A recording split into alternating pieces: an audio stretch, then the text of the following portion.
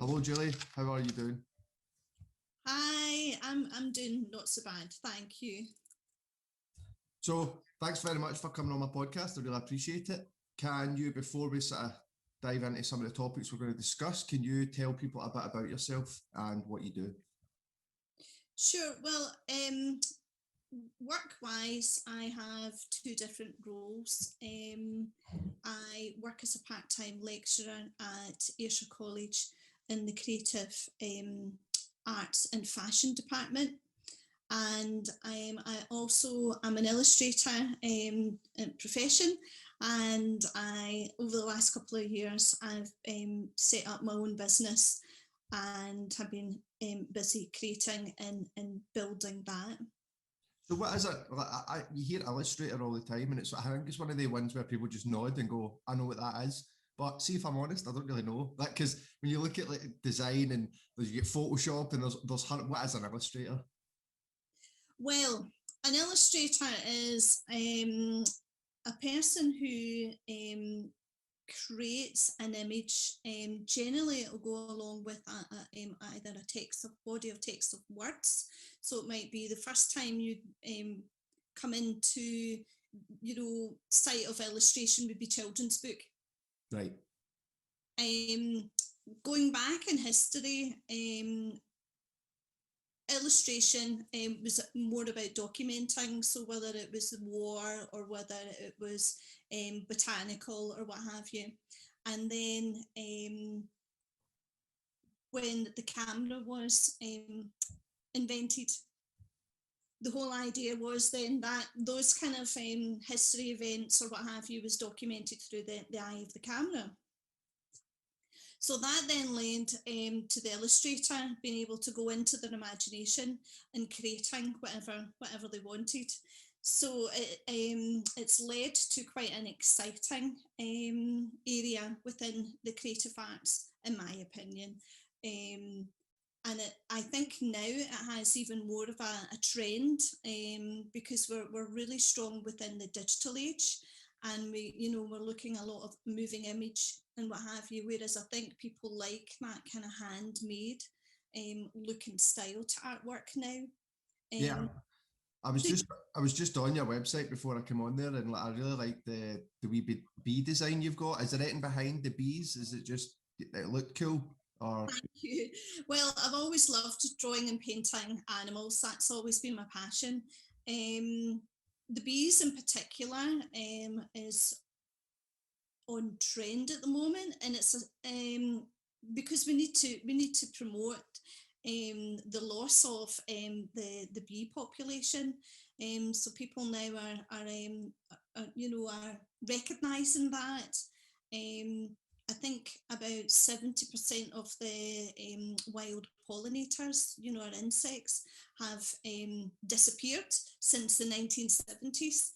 So I think people are now thinking, right, it's time to, well, if we don't have the bees, we don't have our crops, we don't have our fruit and veg and what have you. So bees, yeah, it's hugely prominent and popular in retail at the moment. So just hope that people pick up on that, and it's not just about something that they want to cherish on an item. It should be something that should be planting, wild flowers and what have you in their gardens. I went down like a good few years ago. I went down like a rabbit hole, and at one point I was like thinking about getting bees, no, and all that, because like it's fascinating. Anybody that's not looked up bees, like go and look it up and like look into them a wee bit, see the whole hierarchy of it and how they work, and it's fascinating. But from a design perspective, it's quite asymmetrical and quite a cool design. It's sort of no to do. So what made you start your business in the first place?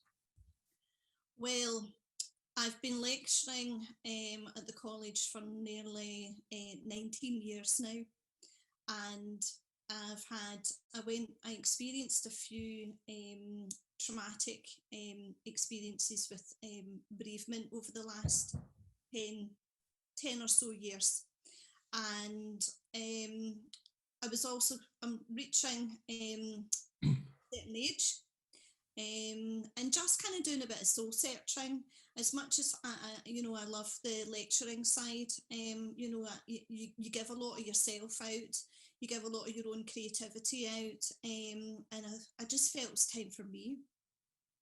Yeah, no, and I think, see, this in this day and age, this is the ideal time to start your own business, and it's only going to get easier as things go on, because like, I think before, making a website was really difficult. You had to hire somebody. No, you never had all the e-commerce stuff that you have now, and it was just, you had to outsource about 5 different jobs, and like when you look at the actual price, it was not worth it at all. So I think now, if you're starting your own business, it's like the ideal time to start your own business, no matter what it is. And I think the only thing holding you back is fear of it, like yourself. Yeah, and it's fighting through that. That's for definite. When I graduated in 2000, and you're right, you know, you were approaching publishers and the like, and now you can self-publish. I just find it so exciting. What triggered the idea for the business was I had seen one of the other lecturers. They had some of the students' artwork produced and printed onto fabric, and that just blew my mind. I just thought, what, you can actually print your own designs onto fabric. And I know that sounds maybe a bit naive in today, but so that set the journey. I thought, well, the possibility is endless, you know, what I can put my designs onto. So see, when you're saying about the fabric, see, like transferring the image that you create in a computer onto the fabric, is that difficult, or is that like something that's pretty, like, does it transfer well, the image that you've created, to that speaks for itself? It does transfer really well. So, Yeah. you know, it's using all the design packages from either Photoshop or Illustrator. What's really coming through on trend is Procreate on using your iPad or a tablet, and using the pencil to draw with. Huh. I'm learning that package. So the technology now in the printing process, it's been there for a few years now, I have to say, but the quality that, you know, of your printing that you can produce is really outstanding. You know, onto velvet, I like the kind of shimmer velvet, or onto the natural materials. Yeah, like, because I've used different softwares in the past, kind of thing, but I think, see, being like a coach or a personal trainer, you're kind of like a jack of all trades, no, like, as they say, kind of thing.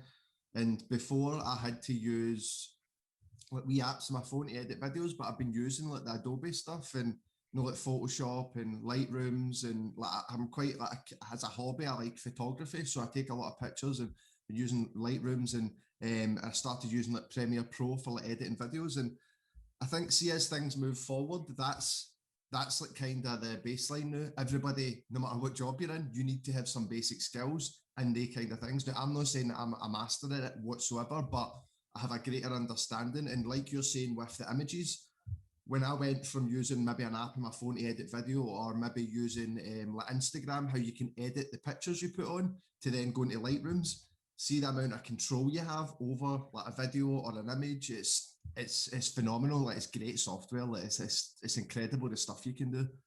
It is. I totally agree. And a lot of it's there, you know, already pre-prepared for you to add on. Yeah, and a lot of it, you know, even just like putting a PowerPoint presentation, that's all changed now, that it actually makes the design for you, you know. So yeah, you know, we've been re-looking at our visual communication course at the college, and we're going to be making some changes due to that. You know, we looked at having web design in, but we're now going to take that out, because there's great templates already there for people to use. I totally agree with that. See, like across the board, see things being like social media or digital, no matter what course you're doing, I think that it's something that should be really sort of included in it, because I remember I went to college, and then it was great, the course was great, and then I left, and then it's like, all right, I've not been taught anything about social media, or like how to make stuff so that it's people are going to view it, and and that's like a massive part of your job. It's great having a great business idea, it's great having a great idea, it's great being able to work, but if you've not got sales and you've not got people coming in the door, you've not got a business. And right now, the only logical way to advertise your business is either word of mouth, which is always going to be sort of up there, but also social media. It's free advertising. So having these skills and moving with the times a bit more with the colleges and the courses, it's very important, because it's great to go and do a course, but if you haven't been taught on the marketing side of things, which has drastically changed in the last 5 or 10 years, it's massively changed. Like, just with social media, it's really just kind of went and took it from one place where it was television and that was your form of advertising. Now we're away over here, and like, people aren't realising that, and lecturers and governments and people in charge of the colleges, they need to move with the times and get over to that side of the sort of fence. I know, I agree. I mean, it was only just last year that we've got a social media course up and running. And as you say, that should have been something looked upon, or if you're doing some sort of business course, it should be tied in as part of. So yeah, we're making some changes, more kind of conceptual art. A lot of the illustration, a lot of the students are coming through, they're really wanting to, they're into computer games. And so on. So yeah, you've just kind of got to have a kind of crystal ball, and then try and look ahead and see what's right for you, and yeah, whatever it is around your business, then just go with it and run with it. Because like right now, it's kind of like the Wild West, where advertising, like social media is prominent and it's important, but there is no sort of formula to go, right, do this, that'll get you sales. It's more like, just be creative, get your message across, tell stories to people, why you started your business, like yourself, what you want to do, build relationships with people, and then the sales will come. And I think that's what people are like getting a bit too much focused on. Like, there has to be a way. Like, there must be a sort of ABC, and right now there's not an ABC. No, I totally agree, and I think if anybody is looking at setting up their own business, I think having a more of a realistic idea that it just takes time. It takes time to build. It takes time to build the trust from your customer. It's a lot of hard work, as you said. We've got to change up how we promote ourselves, and it's 100% key to be on, social media, and also networking as best you can. I know it's difficult in this climate, but as and when we can get out and about, I think that's important. I have noticed there's been a lot more people advertising, setting up their businesses in the last year. There's a lot more, and there's a lot of really fabulous, highly creative people. 100%. Like, you seen that in lockdown. There was 2 camps of people who were just like, all right, I'm not going to deal with this, and just put their head down. Or there was people that went, right, I don't know how long this is going to last. I don't know everything about social media, but do you know what? I'm going to need to try this. Like, I myself had to do that. I went to working in a gym, saying that, I'll hold my hands up, online coaching I didn't think would work. And then I kind of was forced into it. I always liked the idea of online coaching, frees up my time, I can help more people in that, but I was like, no, it's not going to work. And then I kind of get forced into it. And now my clients are getting they're getting better results because they get more responsibility. They need to be on top of their game. I can give them the game plan, but it's not that idea of you're just showing up 2 to 3 hours a week at the gym and expecting that's going to get you results. Where I think a lot of other companies were like, right, what can I do here? Like, am I still going to be able to have a business? And businesses like yourself, people are spending more time in the house, so people are want to make the environment they're in a nicer place. And you're like, wee bee designs and the different things like that's going to brighten up your room, kind of thing. So yeah, I think it's a massive positive if you took it in a positive way. It's been a horrible thing, but COVID gave a few people a kick up the arse, let's be honest. Yeah, it's been a lot of reflection. I've reflected a lot as well. Produce new products. I looked at designing brand new embroidery kits, looking at that kind of mindful practice process. There's a wider market from 17-year-olds upwards. There's a bit of kind of, my mum used to love to sew, so I created 4 designs from there, but they're just slowly now building up, you know, interest in those products. So yeah, I think setting up, you think things will all just happen straight away, but you've just got to have a bit of patience and have trust. But basically, kind of get to grips with your own, having a good idea of who your target audience is, because you can create a product and think that you absolutely love it, and then put it out there, and then nobody buys it, and you've got a whole stock sitting. So testing the market.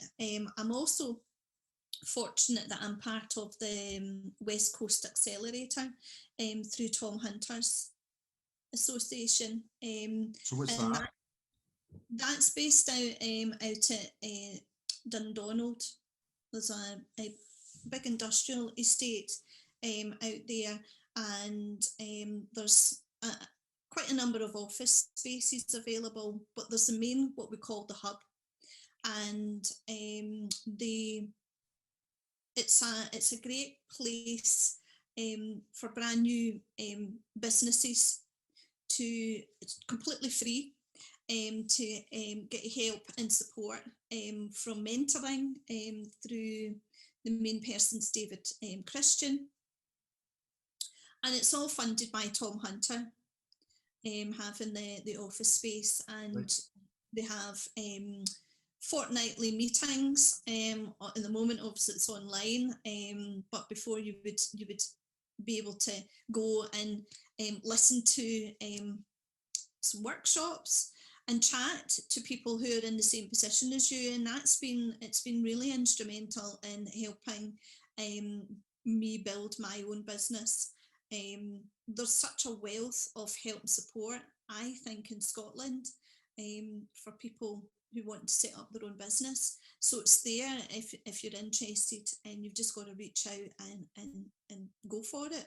Yeah, I think that's what people one are scared to ask for help a lot of time. When see people that are up here and they've done well with their business, they're quite happy to help people because they're once down there. So like, I think that's the mindset people need to think of it as. It's not everybody's out to get you, and like, oh, if I start a business, then other people that own a business are going to be like, oh no, they're starting a business. It's like, no, people will be nice to you if you're nice to them, and no, that it's just that simple. People that are doing well don't really look down at people that aren't even started a business, and like, I think that's the mentality of people sometimes. And two, I think the fact of what if, like the fact of what if always holds everybody back, even in my line of work, but even just in general. It's like, oh, but what if nobody buys my stuff? But what if my website crashes? But what if no, I don't get customers? It's like, but what if it rains tomorrow? What if you get struck by lightning? No, there's a lot of like just people cripple themselves with fear a lot of time. I know, and it can completely and utterly paralyze you. You know, I've been there at the start of this process, and exactly all of those questions goes round and round in your mind. And you know, you've just got to continue to believe in yourself and just try it. You know, I think from my experiences, don't overproduce. Have 1 or 2 products and put it out there and just see what people think. I've overproduced. I made too many cushions, and there actually I've realised one of the slowest sellers.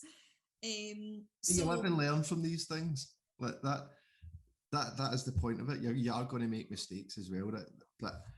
Me and my partner tried to start a clothing business, like with my logo of my, and we done it for like a year, when it just came to a point where we just had to sit down and go, the amount of energy this is taking up, and we've both got our own things going on. It's probably better if we step away from this, because it's not that we're quitting, and so it is. Sometimes you just need to quit things, and it's like, it's okay. We've still got our main businesses. We tried it. Yeah. And I've got loads of t-shirts now and jumpers, so it's great. So I never need to buy it. but sometimes you just need to go, do you know what, this isn't working, and just leave your ego at the door and go, I tried, didn't work. Yeah, exactly. Yeah. Ego can be a thing that can lead you down a path that maybe, you should have said to yourself, stop a little bit earlier on. Yeah, my through COVID, I've recognised that it's just important for me now to be happy, to do what I love to do. Going through all the fear and pushing through, and I've it's been wonderful to have the satisfaction that people actually like my products enough to purchase them, and and enjoy them or give them as a gift. So it's we're not out there. I think there's a lot of pressure when you start a business that you've got to strive to be that next millionaire, and there's a lot of pressure, and there's a lot of these adverts that will come through on Facebook or what have you, and I think it gives a kind of wrong impression. I think if you do something that you love, it needs to come from the heart, and you can't go wrong. You just can't go wrong if it's coming from the right place, and you test the market, and then just give it a go. Yeah, I think that's spot on, because like people, I think like you need to let people know what you're doing. It's not a case of build it and they will come. It's a case of build it, tell them about it, and they will come. And see, if you don't feel passionate about something and you don't love your product or whatever you're doing, whether it's a service, you're going to be kind of within yourself to sort of be like, oh, I don't really want to tell people about it. So you need to be proud of it and confident about it in order to tell people, and then that's how you get a business, kind of thing. I think people just sort of build something like, if you imagine you just sort of made your designs, got them printed, and then just went, right, sat back and waited. No, you need to go and tell people, like, who do you think you are? You're not like The Rock, or Sarah, whatever, Gomez or whatever it is. No, you're not a celebrity. Like, you need to go and tell people about your product. And I think that's, people just think, right, well, I'll build it, I'll do a couple of half-assed Instagram posts. No, it's like, no, you need to be on this every day. And like you're saying, unless you're really loving what you're doing, you're passionate about what you're doing, you're not going to have the effort and attitude to go and do that every day. Yeah, 100%. Yeah, definitely. I mean, I started out by taking a stall at craft markets at Christmas fairs, and then you get the direct feedback from customers, and then obviously setting up in different shopping, online shopping areas. But for me, setting up, and obviously from my lecturing background, I think it's important to build a brand look, and really understand what message, as you said, you're wanting to put across. Sometimes we can get too much in the fear of it's not right, etc. But I think having put the background work into it first of all, because I think even more so than ever, that there's, as I said earlier, there's so many fabulous quality brands out there, and the overall look is so slick that I think it's important to get that done right. Yeah, believing in yourself as well. That's a big one. Like if you start thinking that you're never going to get customers or you're never going to get clients, then you probably won't. Like, it's that simple. You need to believe in yourself, because that becomes across with people. But just like you touched on there, I always think it's dead funny, because see, with lecturers, what were you like as a student? Because I think it's dead sort of funny. It's like when you were younger in primary school and you see a teacher outside of school, you just imagine that they were just born a lecturer. Like, no, so what were you like as a student? That's really funny. Well, when I left school, I went on to do an NC and then up to HNC, HND. So I was 17, and I was very immature when I was younger. Thoroughly enjoyed the course, very much a chatterbox and easily distracted. I pushed the boundaries a little, at times, forgetting the deadlines in. Did you forget though? Accidentally and purpose forgot? So yeah, I mean, the younger self, I got there, and then I pulled my socks up and worked really hard at my final year, definitely. And then I worked for a few years, and then after my HND, I thought I've had enough of being at college, but I always wanted and had the passion to really go on to art school. So at the age of 26, I was made redundant at my job and applied then. And that time was right for me. I was fortunate to be accepted into Dundee. So it was, I live in Prestwick, so it was the move away from home, have that full student experience. And it was, sorry, the dog's Oh, going you're back. right, don't worry about it. So at age 26, it was right for me, and I was a highly dedicated student. I worked really, really hard doing my degree because I found my place and I found my passion. So that was really exciting, and I look back very fondly. It was the best years of my life. Yeah, but so Dundee, that's where my family, like my dad's side of my family, comes from. How did you find Dundee? Like, I think it's a strange place. No offense to people that from Dundee, like my family's from there, but I don't know. I just think it's a good laugh, Dundee. Like it's a funny place. I found as being part of the art school, it was a lovely community, and I was just part of that community really. I also had family living in Forfar, so I had my grand sister that I went to visit. So I was so engrossed in my course really that Dundee was being part of Dundee was a kind of secondary. Is that making kind of sense? It was just. Yeah, I think like so obviously it was my gran that stayed there, and it's just the accent. Like it's just I remember my gran used to say, "Go and put that Ben by in the bunker," and that meant go and take a glass and put that in the kitchen worktop. And I was like, "How is it?" Like I know Glaswegians are the like great language wise, but how is that a lot? Like how does that make sense? Like so that's more what I meant. Like it's not a bad place. It's just the language is mental. Language, yes, that takes a wee bit of listening to. But on my course, it attracted a wealth of different people from all around the world. Really, one from Tanzania and. I think Dundee they've got that. They just done it all like the university up or something, didn't they? Like a certain part of it. I think it's see for art. It's like it's very high up there, no, as a school to attend kind of thing in the art point of view. It has been, and it's been like that for a good few years, definitely. So what I liked about Dundee was that it was all in the, in a nice kind of small community. Going to a larger city, I think you can get a bit lost. But it was very nurturing in Dundee, and I loved my lecturers. I just loved the whole aspect of it. It really helped me grow as an artist, as an illustrator, and I learned how to build my own style. Because when you're an illustrator, you're known for your style. If you know, like Quentin Blake, who illustrates the Roald Dahl books. That kind of. That's his work. So you're known by the look and style. So like a writer finding their voice.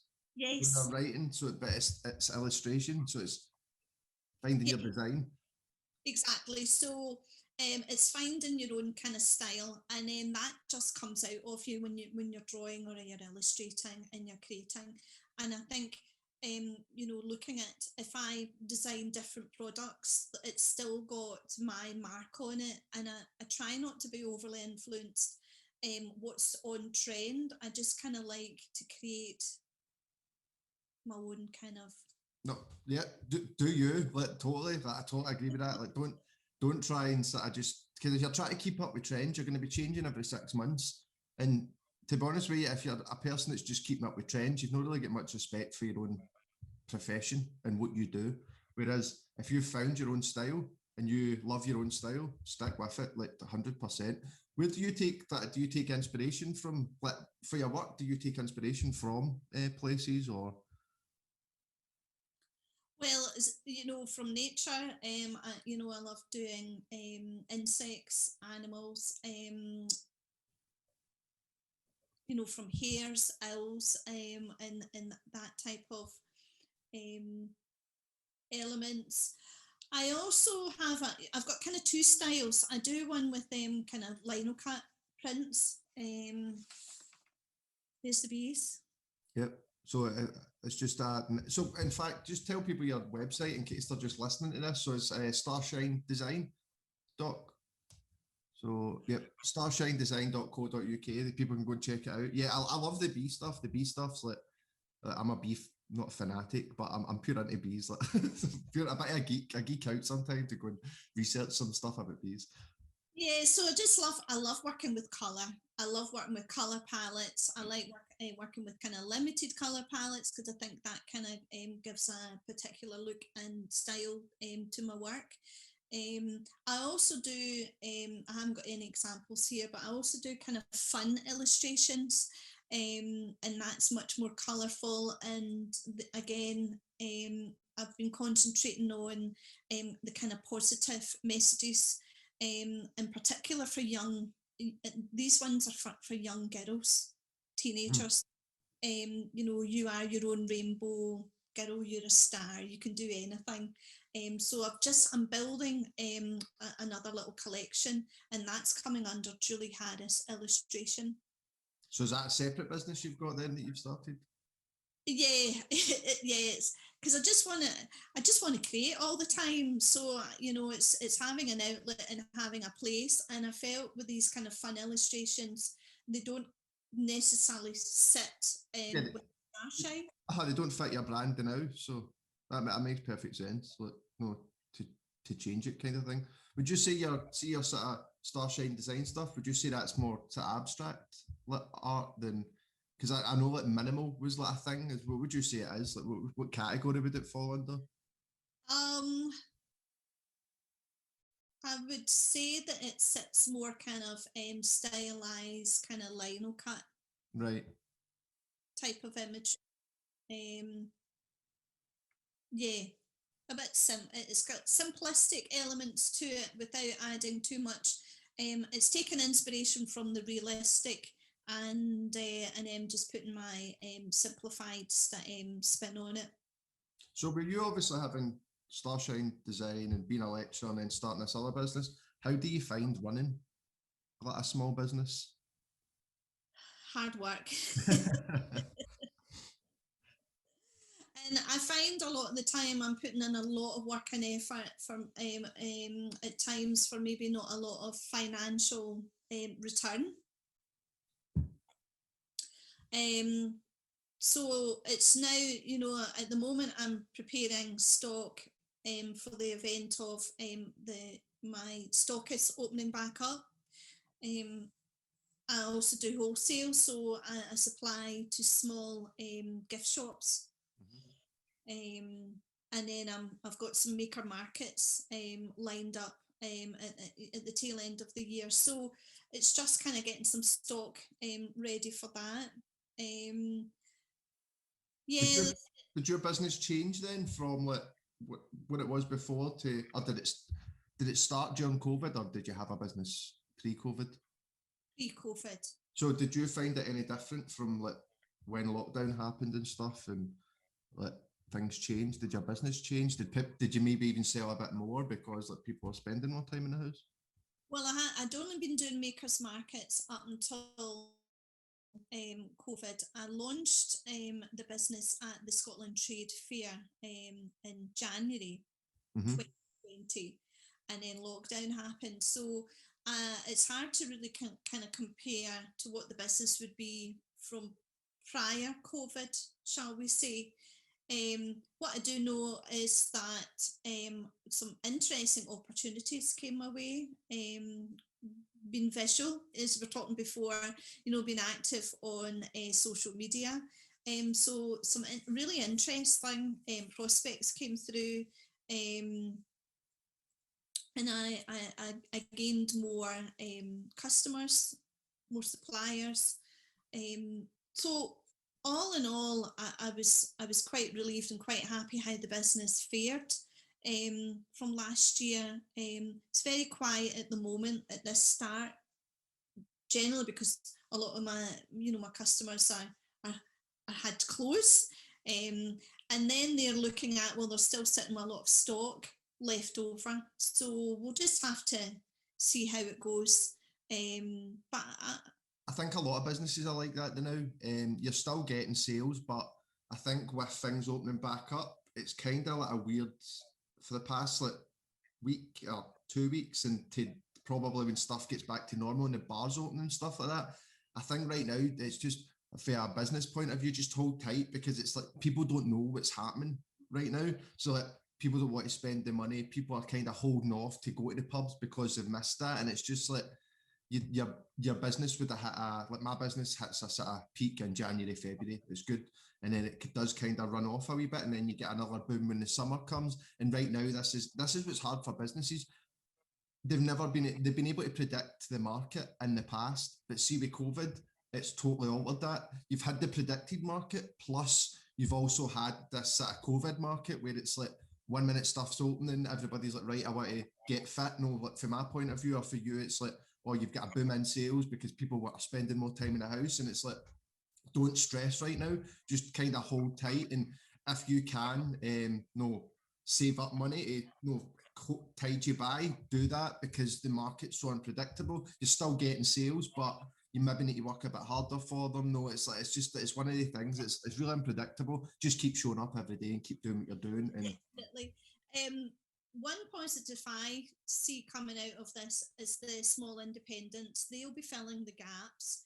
There's a lot of the larger companies are struggling to get stock in, for whatever reason, whether it's, the factories that they've produced has had to close down or whatever, or, just trying to get product into the country. So I feel this is where small independents can really boost. yeah, no, I think it should be a thing. Buy local, like not just because we've left the EU or whatever. No, just you should be supporting local businesses, because when stuff like this happens, like you're saying, they're going to be the ones that, if you're buying for a local farmer, if you're maybe getting some fruit and veg they're the ones that can still sort of show up, and they're the ones that have got the contacts on the mainland that can then businesses can still go. I think that's been a big shock with people, as the amount of we rely on outsourcing everything, which is something we really need to change, because it can change like that. We've just seen that with COVID, but what if something worse happens? No, like you never know what's around the corner. So I think really reinvesting into small businesses and promoting them, it's the way to go forward. 100%, because small businesses, they can pivot, they can adapt much quicker than the larger companies, and we're seeing that now, what's happening on the high street, that they've just become so big, and their overheads are so high. So I think it's looking brighter and better for small independents. That's what I'm taking from it. 100%, we should be, with our local businesses have helped and supported us throughout COVID, and it'd be nice to see that people continue to support them. Yeah, but I think that the local businesses should have been able to open up. Like the fact that you've been going into a supermarket and there's been like 500 people in the one place, but a greengrocers or a barbers, a local, Yes. they can't open up when it's like maybe like 4 people in. I know. It's been, so yeah, I totally agree with that. Yeah, there's been a difference of rules, isn't there? Definitely, I know, and that was a key decision where to get my products produced. So I either make them myself, or I look at having them produced in the UK. Right. So you source everything local then? As best as I can. Some products, it's quite difficult to get some items made in Scotland, but my tableware. I've now sourced a fabulous maker supplier in Scotland. Other ones, are based in the UK. So it's just really where you can get the best deal, really. But the idea is that it's all UK based.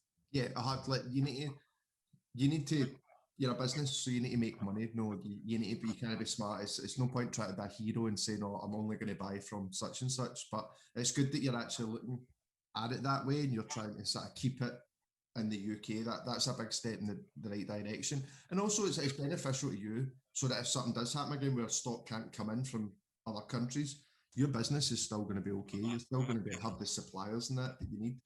So see if you're at a point of view of like an illustrator, graphic designer, how could that help someone else's business? Well, having a professional look, as I said earlier, we've got to be, businesses. Life in itself is much more polished than it ever was. There's much more expectation. Try not to buy into too much of the Instagram, look, Yep. and so on. But I think a graphic designer can really help give that professional, sophisticated touch to your business.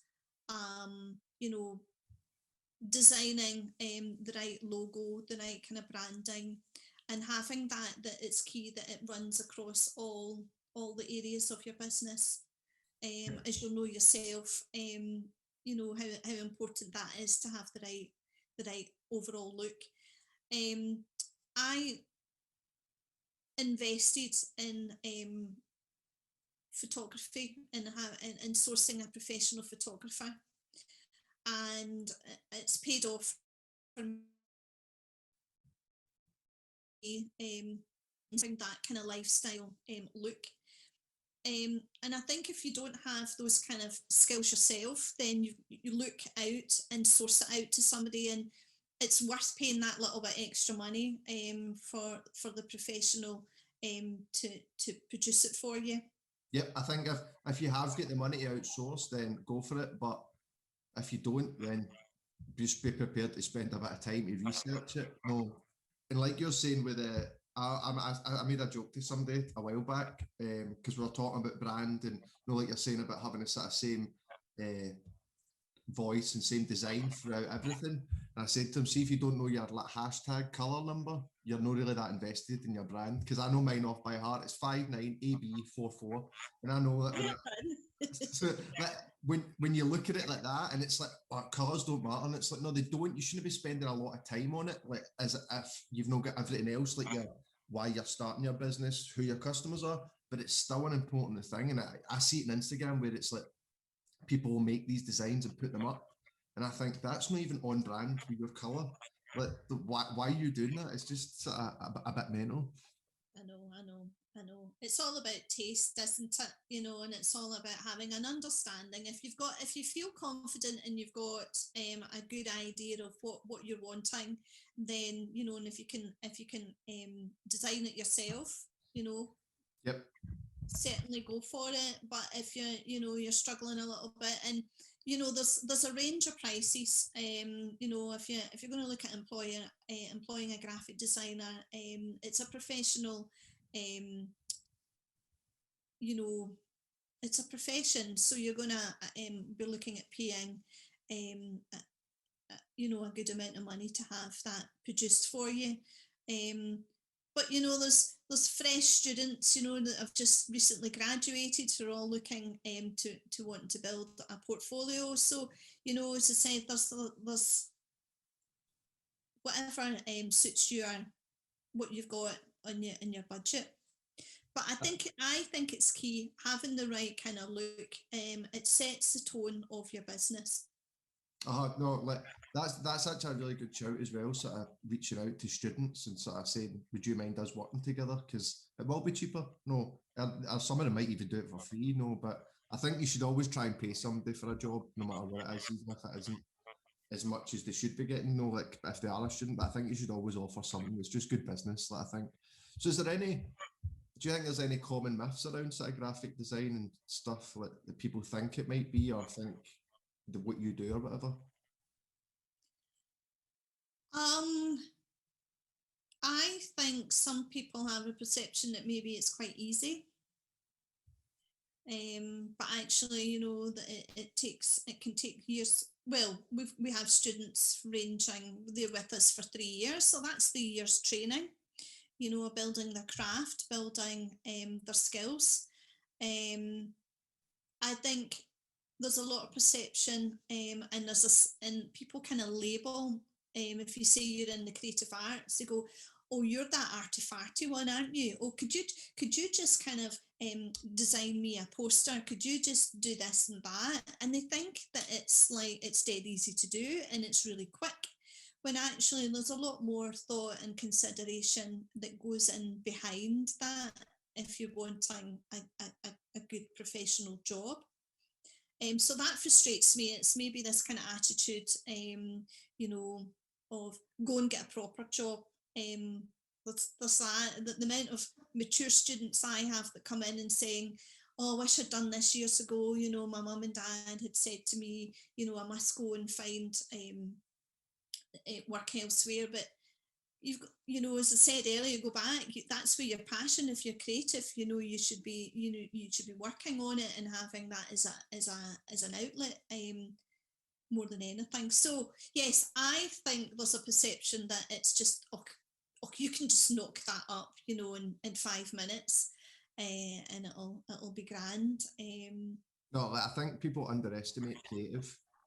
Like, creative's a massive part of an industry, no matter what you've got. Like, especially professional things look nowadays, and how much things are sort of like, no, tweaked and polished, and like I don't get it. That, do you know what that is? That's just people not understanding what the job is when, you know, they underestimate stuff like that. That's all it is. It's people being naive.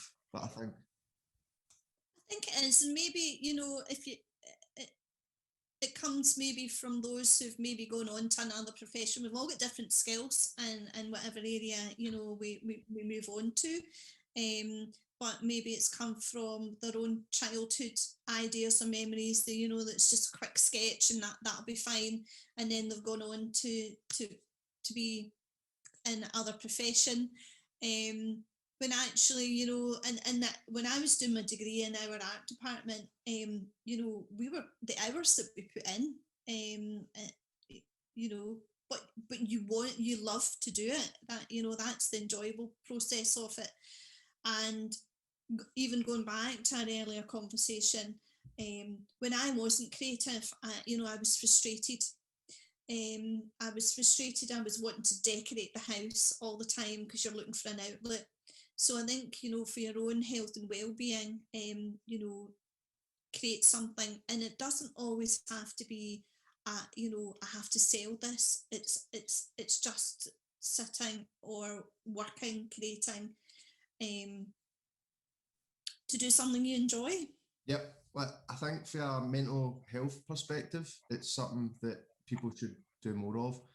I find that, let's see what I was saying, like obviously you can hire a photographer or a videographer. I enjoy doing that kind of thing, and for me, it's like a creative outlet. So it helps me because then I can sort of get out. It just makes me feel better. So like, yeah, it might be hard to learn something, but like even if it's just sketching a bit of paper, no. But the good thing about your job is you get to do that, no, daily. It's like you're getting that and you're getting paid for it, which is always nice when you can, you know, do something that's you're getting paid for, but also makes you feel good and stuff. So what would you say is important to you in your life? Um, being, I know this is, and I'm having a wee chuckle, and I shouldn't do because I want to be serious about it. I just want to be happy. You know, we talked earlier about letting the ego go. You know, I've turned that age that I was reaching, of what I wanted to do. You know, what's my purpose, and now it's all about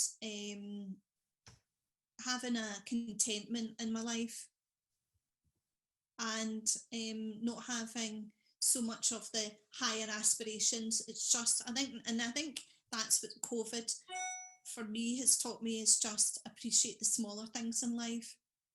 And I think so do you think the place you were before to obviously running your own business now, you're in a much better place?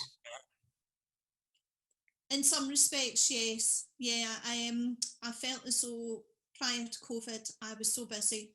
I was just running about trying to do everything, trying to be everything. So now I'm reflecting on how best to use my time. And And so coming out of lockdown, how do you think things will change and what you're going to keep up and not do, kind of thing? well, I made a conscious decision. Voluntary severance came up at the college in January, so I made the decision to apply to drop another day. So that's now, so that was accepted. So yes, I'm taking a hit financially, but I'm gaining more in time so that I can generate, put more energy into the business. So that'll be me. I'll be 3 days at the college, and then you can look at it 4 days at the business, which is exciting. So that helped me on reflection and time, just looking at time management really, and seeing what kind of, if it fits with me, if it, sits well, and trying not to say yes to everything. Yeah, don't spread yourself too thin. Yeah, exactly. And just enjoy the process. So now going forward, you want to really spend more time focusing on your own project. I do. So what do you think the future is going to look like for your business? Well, I hope to continue to grow it.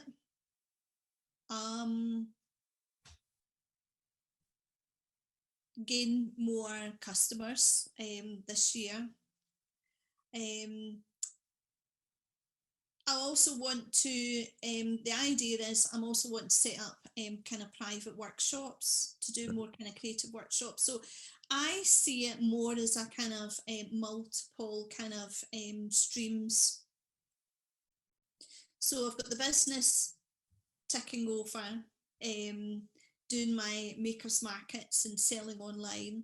Then I also want to have a place that I'm going to do my own private workshops, and also want to set up a little kind of community. So I'm being a lecturer, I know quite a lot of people, either past lecturers or ex-students, and I want to build up a wee community that you can come and have a cup of coffee and talk about what's your next plan, how do you want to be creative, or just whatever's bothering you that week. That's how I kind of want to see. So it's not just looking at being in one area, it's being in different areas. I suppose it's been like that little busy bee. Yeah, that's a good way to round it back up.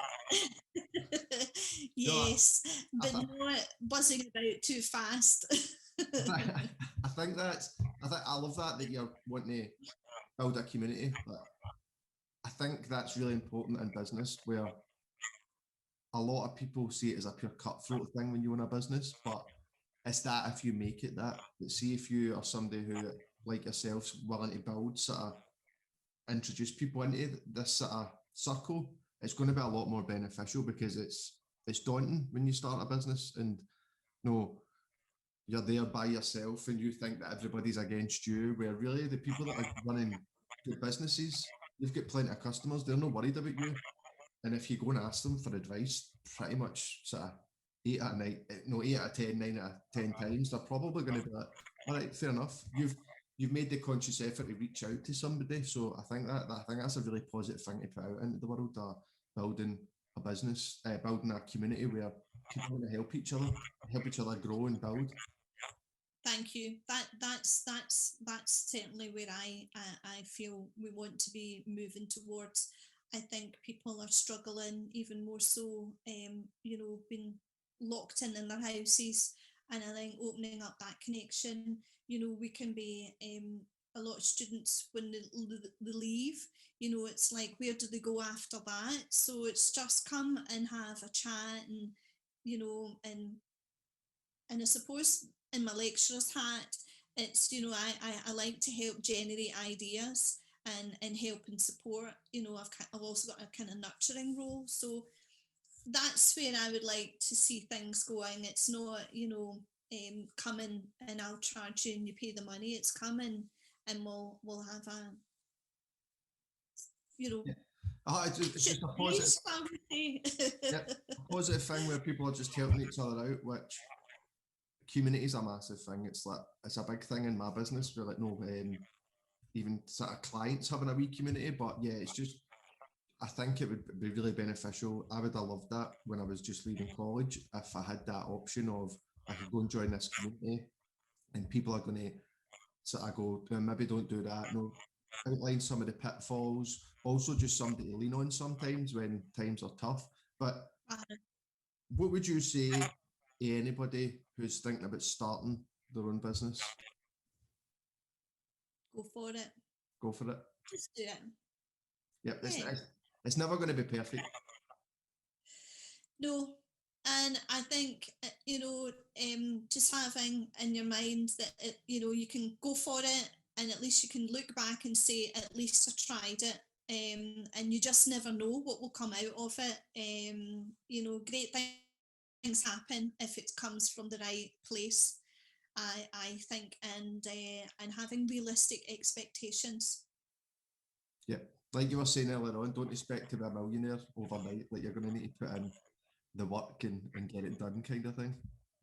You do 100%, but there's so much help and advice out there. It's reaching out and seeking that.